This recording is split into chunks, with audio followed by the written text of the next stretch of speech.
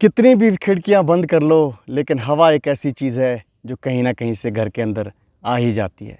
दोस्तों, जीवन में ना उसी तरह से मुसीबतें भी उसी तरह से होती हैं कि जो मर्ज़ी आप कर लो, अगर मुसीबतों ने आना है ना तो वो आएगी ही आएगी, कि उसका कुछ नहीं हो सकता है। वो बाहर की एक ऐसी चीज़ है जिस पे हमारा कोई कंट्रोल नहीं होता है। दोस्तों, एक छोटी सी कहानी बताता हूँ जो आपको शायद अच्छी लगे। एक बच्चे की कहानी है दोस्तों। तो वो बच्चा जो है ना, वो बहुत ही स्ट्रॉन्ग और बहुत ही डेडिकेटेड बच्चा हुआ करता था। तो एक उसको ना जानवरों से बहुत प्यार था। तो एक दिन क्या हुआ कि उसने अपने पिताजी को कहा कि पिताजी, मुझे जो है ना वो कुत्ते का बच्चा चाहिए। तो पिताजी उसे कहते हैं कि बेटा, कुत्ते का बच्चा क्यों चाहिए तुझे? तो वो कहता है कि नहीं पिताजी, बस मुझे चाहिए क्योंकि कुत्ते के बच्चे मुझे बहुत अच्छे लगते हैं, पप्पी। तो पिताजी उसे कहते हैं कि कोई बात नहीं, एक काम कर, तू थोड़ा बड़ा हो जा तब मैं तेरे को लेके दे दूँगा। तो लड़का जो है ना वो बहुत ज़िद करता है, बोलता है नहीं मुझे अभी चाहिए, आज ही चाहिए।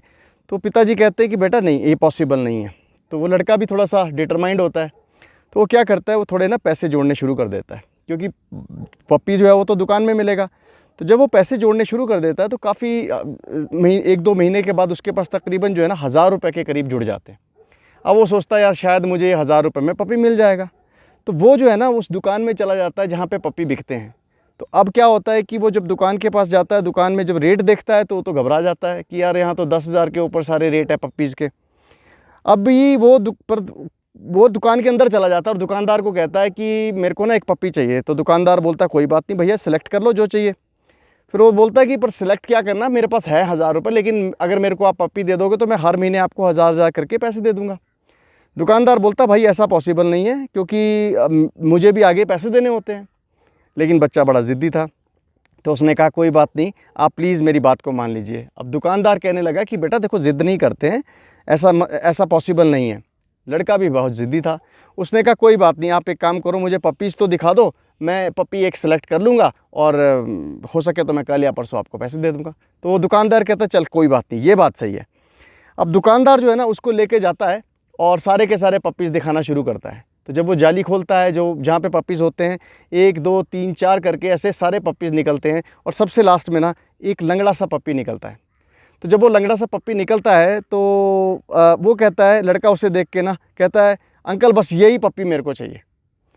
आप सरप्राइज़ करोगे कि वो दुकानदार उसे कहता है कि बेटा देखो, ये पप्पी ले जाके कोई फ़ायदा नहीं है, लंगड़ा है, ये तो वैसे भी मैं इसको किसी को देने वाला हूँ ऐसे ही फ्री में।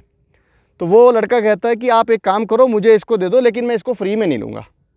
अब दुकानदार बोलता है बेटा देखो, इसका कोई फ़ायदा नहीं है, ये लंगड़ा पपी है, इसका कोई जीवन में हो नहीं सकता, ये सिर्फ़ और सिर्फ बोझ के जैसा है। तो वो कहता है लड़का कि नहीं अंकल, मैं आपको इसको 10,000 रुपये दूंगा, लेकिन आप मुझे इसको दे दो और मेरे को समय दे दो और मैं आपको जो है ना 10,000 रुपये, हज़ार रुपये महीना करके दे दूँगा। अब क्या होता है कि जो वो दुकानदार होता है वो कहता है कि वैसे भी मैंने फ्री देना है, कोई बात नहीं, चलो थोड़े बहुत पैसे मिल रहे हैं। पर दुकानदार फिर भी वो एक बार उसको बोलता है कि बेटा देख, सोच ले, मैं वापस नहीं लूँगा। तो वो लड़का कहता है कोई बात नहीं, बट जाने से पहले मैं ना कुछ दिखाना चाहता हूँ आपको। तो लड़का क्या करता है, तो लड़का थोड़ा पीछे होता है और अपनी पैंट को ना ऊपर करता है। और वो पैंट को जब ऊपर करता है तो दुकानदार देखता है कि यार उसकी तो एक टांग ही नहीं है, वो तो एक आर्टिफिशियल टांग पे खड़ा हुआ है।